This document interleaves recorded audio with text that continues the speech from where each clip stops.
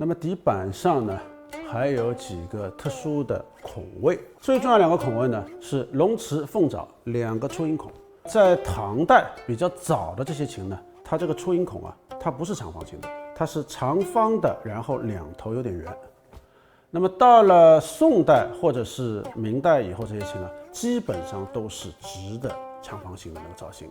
长一点的龙池，龙待的地方；短一点的凤爪，其实就是2个合适的出音孔。那么从工艺上来说呢，明代晚期的时候，在宫廷里面或者是比较高级的古琴里面，开始这2个出音孔就有镶边了。那么到了清代，反而是越来越多的民间的古琴都开始镶这个边。所以你去看到那些传世的老琴啊，有镶边的是清代琴，不是。其实真正的在明代早期的，像故宫里面的峨眉松，它就是清宫旧藏的一张明朝琴，它当时就已经把镶边做得非常非常漂亮了。那么另外有一个底板上的出音孔呢，就是整齿板的出音孔。到时候呢，它会嵌入一块整齿板，所以呢，它事先要在底板上也把它出音孔的位置全部留出来。